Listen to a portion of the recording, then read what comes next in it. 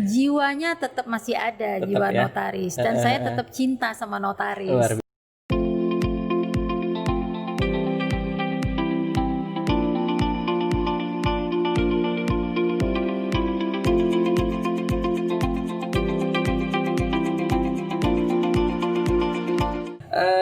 Kembali lagi Mbak, kalau artinya berhenti sementara ketika nanti Mbak Reni menyelesaikan tugas di Senayan ya, itu kan artinya masih ada kesempatan untuk dilantik ulang gitu. Iya.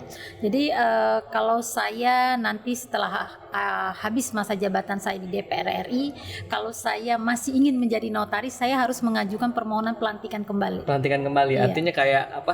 Balik istilah nol ya. Iya, betul. Kini dari nol Kembali lagi ke gitu nol, ya. iya. Aktanya kan jadinya kosong-kosong lagi ya. Betul. Iya. Oke, itu gimana? Masih belum terpikir atau kayaknya nanti Davis gitu? Maksudnya kemungkinannya? Saya kemungkinan mungkin akan mengajukan berhenti untuk jadi notaris. Oh, berhenti. Iya. Iya, kita doain deh mudah-mudahan, karena jujur Mbak Reni ini suatu kebanggaan ya bagi profesi kita juga sebagai notaris. Artinya terlepas memang itu sudah jalan Mbak Reni, artinya kita juga bangga gitu punya satu sejawat sesama notaris yang akhirnya bisa menjadi DPR RI ya, duduk di Senayan gitu. Nah, saya tadi sempat ngobrol-ngobrol sama orang dari partai juga, dari partainya Mbak. Ternyata dulu sebelumnya ini bukan di Komisi 4 ya? Iya. Awalnya di Komisi 2. Membidangi tanah. Iya. Apa yang terpikir pada saat ya, walaupun kan Mbak Reni meletakkan jabatan notarisnya berhenti sementara, tetapi kan ada ikatan emosional nih pastikan dengan notaris. Pasti. Kira-kira pada saat itu apa yang terpikir, dan atau mungkin Mbak sudah ada berbuat yang punya efek positif ke notaris kira-kira? Jadi begini, setelah saya dilantik tanggal 23 Januari 2020, saya dilantik. Saya saat itu menghadap ke pimpinan. Pimpinan praksi saat itu memutuskan saya ada di Komisi 2. Saya tanya kenapa saya harus ada di Komisi 2 saat itu. Pimpinan menyampaikan ke saya bahwa memang karena latar belakang notaris dan PPAT. Saat itu ada panja PTSL kayak gitu. Bu Reni, kami butuh bantuan Bu Reni di Komisi 2. Saya bersedia menerima keputusan partai. Apapun keputusan partai saya akan kerjakan. Jalankan ya. Tetapi setelah 5 bulan, hampir 6 bulan saya di Komisi 2, saat itu panja PTSL sudah selesai. Saya makanya pada saat saya kunjungan kerja ke Palembang pun orang BPN masih banyak yang kaget. Iya. Bu Reni kok menghilang? Ternyata Bu Reni itu ada di DPR RI karena waktu itu kita ada kunjungan ke Kanwil BPN, bersama teman-teman dari Komisi 2 kayak gitu. Mereka juga kaget kayak gitu. Saya sampaikan bahwa ya saya sekarang di DPR RI dan kebetulan saya ada di Komisi 2 dan saya ada di panja PTSL. Nah, panja PTSL artinya kan ini kan pekerjaan kita sehari-hari habis berurusan dengan tanah kayak gitu. Bukan hal baru buat kita. Sehingga terus terang selama saya di Komisi 2, tenaga ahli saya nggak ada kerjaan. Jadi mereka tidak perlu mempersiapkan bahan rapat kayak gitu karena udah makanan sehari-hari makanan sehari-hari ya. Jadi mereka Bu, kita harus persiapkan apa? Saya bilang nggak perlu karena semua sudah ada di otak kita, ini pekerjaan kita. Betul, saya bilang itu pekerjaan saya selama hampir 21 tahun. Dan ternyata setelah hampir 6 bulan saya berada di Komisi 2, partai memutuskan saya pindah ke Komisi 4. Komisi 4 ya. Gitu. Jadi pada saat itu apa yang karena kan itu sudah sehari-hari, artinya Mbak Reni latar belakang juga notaris PPAT kan? Merasa ada apa ya, bisa dibilang lebih gampang gitu pada saat Mbak berada di Komisi 2? Iya, kalau dibilang lebih gampang sih iya karena memang lebih mudah lebih mudah karena kita udah luar kepala lah urusan pertanahan kayak itu. Urusan dengan BPN kita tahu lah BPN di mana kayak gitu kan. Seluk beluknya udah hafal seluk beluknya sudah hafal kayak gitu. Dengan pindah ke Komisi 4 ini terus terang saya harus belajar dari nol. Dan akhirnya tenaga ahli saya punya pekerjaan yang banyak, punya PR yang banyak karena memang di Komisi 4 ini habis memang mitranya lebih sedikit dibanding Komisi 2, tetapi pekerjaan lebih banyak.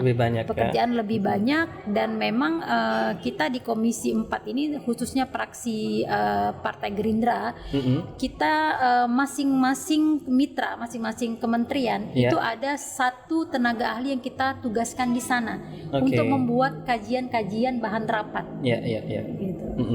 Jadi justru di satu sisi tadi ya, kalau di Komisi 2 ada kemudahan karena latar belakang, di Komisi 4 ada tantangan baru, artinya kan bagaimana kita untuk dunia yang baru yang kita baru ketahui.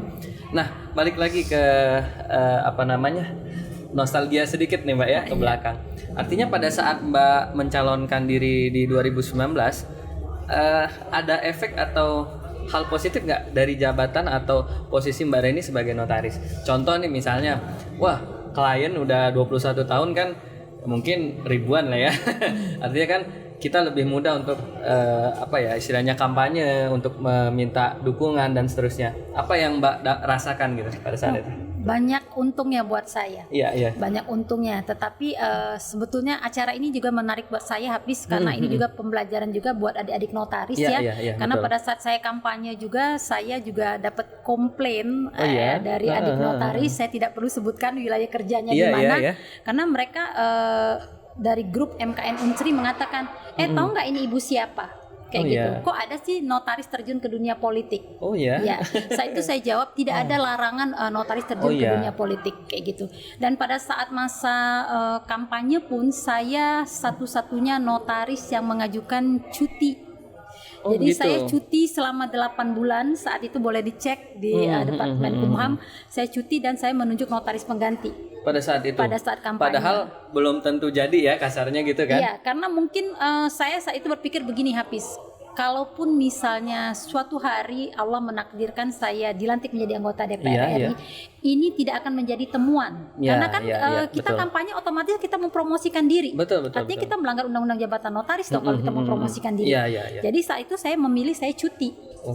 Kayak gitu. Luar biasa, artinya Mbak begitu detail ya memperhatikan hal-hal itu tadi kan? Harus kayak gitu kan, karena kan kita kan orang hukum, ya jangan melanggar hukum lah ya kayak itu. Harus taat hukum ya kayak gitu kan. Padahal tadi ya, walaupun Mbak Reni mengajukan cuti kan secara individu atau pribadi kan sudah punya kedekatan baik dengan teman-teman sesama notaris, klien-klien atau mitra. Klien malah banyak membantu saya, Hafiz. Saya banyak diuntungkan. Mungkin karena 21 tahun menjadi notaris, jadi ada klien yang punya percetakan, dia bantu saya stiker. Ibu, kami sudah pernah dibantu oleh ibu. Kami mau nyumbang stiker, boleh nggak Bu?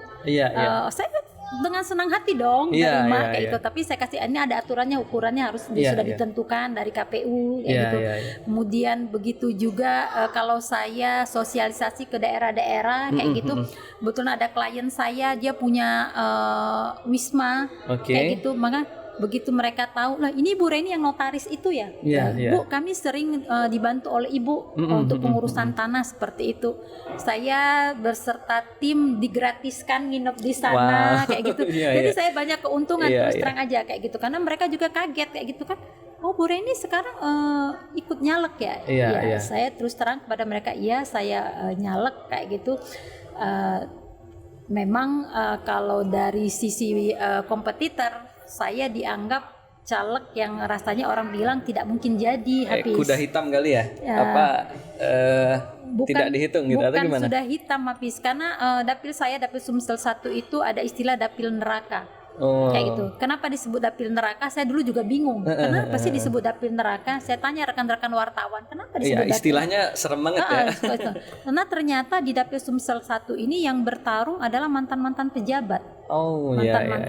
Mantan gubernur, mantan wakil gubernur, mantan wali kota, kemudian anak gubernur, istri gubernur. Pada saat itu Pada saat itu tiba-tiba muncullah seorang Reni Astuti. Ini siapa? Kayak gitu. Pejabat juga, tapi mungkin ya pejabat pembuat akte tanah. Iya, betul. Gitu kan. Iya. Oh ya, jadi ini betul-betul satu inspirasi juga ya. Jadi artinya yang Hafiz tangkep bahwa selama Mbak Reni jadi notaris, tentunya notaris yang baik ya, dan punya banyak hubungan baik dengan orang-orang, sangat justru membantu ya. Iya, betul. Untuk menjadi memudahkan pada saat itu kampanye dan seterusnya. Betul. Ya.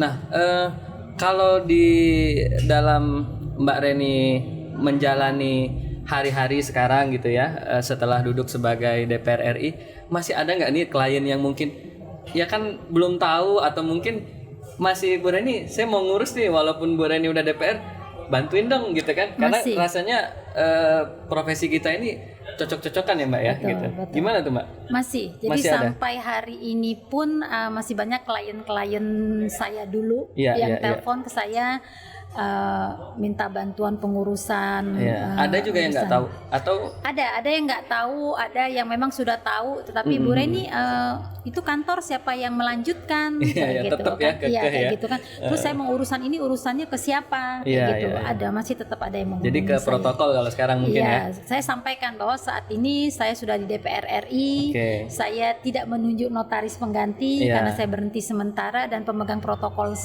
saya adalah adik saya sendiri. Iya, iya, iya. Artinya di sini kita bisa belajar ya. Artinya kebaikan tuh nggak akan pernah ketuker ya. Betul, Walaupun di posisi mana kita, apa yang kita tanam itu yang Itu kita yang kita tuai ya. tuai, iya.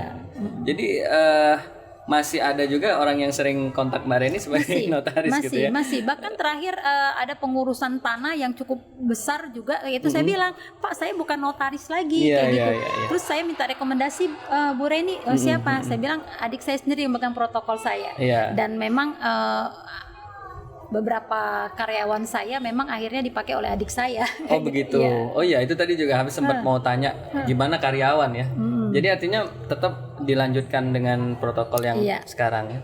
Oke Mbak Reni, ini luar biasa ya, karena terus terang habis juga melihat Mbak Reni apa yang berubah kira-kira pada saat notaris menjadi sekarang seorang legislator. Apa yang paling Mbak Reni rasakan berubah apa? Mungkin ini ya sikap dari masyarakat ya, Iya, kayak iya. gitu. Kalau saya rasakan memang menjadi anggota DPR RI, yaitu menjadi legislator itu banyak masyarakat yang berharap dengan kita. Iya, iya. Kalau kemarin kan kita sebagai notaris kita tetap bisa bantu masyarakat, Iya, tapi iya, skupnya kecil, Skup kayak kecil gitu. ya. Tetapi begitu mereka tahu bahwa kita anggota dewan, kayak gitu, banyak sekali harapan masyarakat yang mereka serahkan kepada Sedangkan kita. kepada kita ya. Iya. Artinya juga itu suatu hal yang di satu sisi kesempatan tapi juga menjadi tanggung jawab besar ya Iya, kepada Mbak Reni, karena ya akhirnya itu tadi Mbak Reni, kita juga di sini memberikan edukasi sama teman-teman juga untuk nggak takut bermimpi ya seorang notaris. Iya dong. Walaupun sudah duduk menjadi apa namanya seorang notaris nggak habis, artinya kan Iya. tetap kita masih bisa berpikir untuk kebaikan yang lebih besar lagi ya, Betul, seperti itu. betul. Jadi sekarang udah menetap di Jakarta ya, Iya. hari-harinya di sana. Betul. Komunikasi sama teman-teman notaris masih Oh lancar? masih. Terakhir saya diundang di Tiga Nyonya ya rasanya kemarin, Iya, cuman mohon maaf nggak bisa hadir. Saat itu saya masih di Komisi 2. Oh, saat itu masih di Komisi 2. Saat itu masih di Komisi 2. Saya juga undang teman-teman notaris. Iya, iya. Saya apa yang bisa saya bantu untuk Ikatan Notaris Sumsel saat Iya, itu, iya. Palembang khususnya Iya, saat iya. itu, karena memang ada beberapa permasalahan dengan di BPN, kayak BPN gitu. ya. Saya mengadakan audiensi dengan BPN baik kota maupun provinsi, termasuk Kabupaten Banyuasin juga, Iya, kayak iya, gitu. Dan alhamdulillah persoalan-persoalan di sana sudah bisa diselesaikan. Diselesaikan ya, luar biasa, karena biar bagaimanapun 21 tahun bukan waktu yang sedikit kan. Betul. Artinya Mbak Reni memang tetap seorang notaris yang akhirnya menuju Senayan gitu. Jiwanya tetap masih ada, Tetap jiwa ya. notaris, dan saya tetap cinta sama notaris. Luar biasa. Nah, ini barangkali Mbak Reni untuk closing statement, harapan dan pesan juga Mbak Reni, khususnya kan kita di sini memberikan edukasi buat teman-teman yang baru menjadi notaris. Kira-kira apa yang bisa Mbak sharing buat teman-teman? Artinya Mbak Reni boleh habis nilai, artinya orang yang berhasil mengcombine ya antara jabatan yang Mbak jalani dengan baik, dan tadi juga kita cerita gimana Mbak bisa dapat wisma gratis, percetakan dan seterusnya. Untuk teman-teman gimana?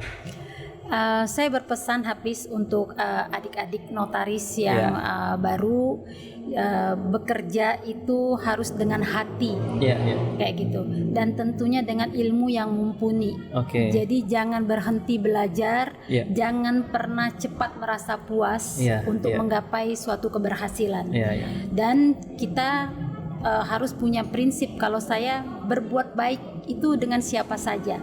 Jadi tanpa pernah mengharapkan bahwa orang yang kita bantu ini akan kembali membantu kita. Karena itu yang saya alamin. Yang membantu saya justru orang-orang lain juga akan. Jadi betul yang tadi yang Hafiz sampaikan tadi, bahwa apa yang kita tanam itu yang kita tuai. Kayak gitu. Dan satu lagi, jangan coba-coba melanggar rel. Kalau saya bilang, karena jadi notaris ini sebetulnya kesempatan itu kan kadang-kadang kita dibujuk untuk melanggar rel. Jangan karena kita dibayar mahal kita sanggup melakukan apa yang seharusnya tidak kita lakukan.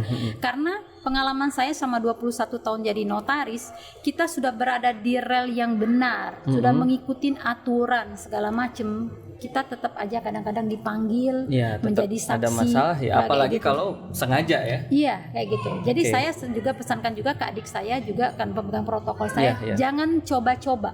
Jadi kalau rezeki itu Allah yang atur. Betul sekali. Tidak pernah tertukar. Jadi kalau rezeki kita mau orang bersusah payah mencoba mengambil pekerjaan kita, kalau memang rezeki kita akan tetap menjadi hak kita.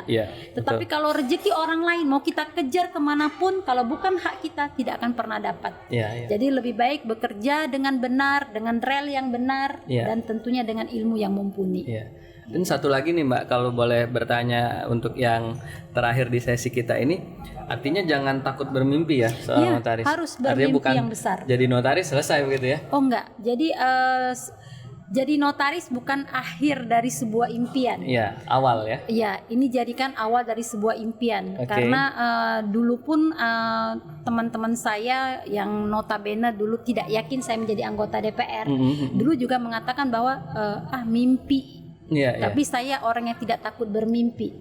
Jadi saya selalu sampaikan ke mereka, kita harus mengedukasi yang junior bahwa bermimpi itu harus terus dan gapailah mimpi setinggi mungkin. Kayak gitu.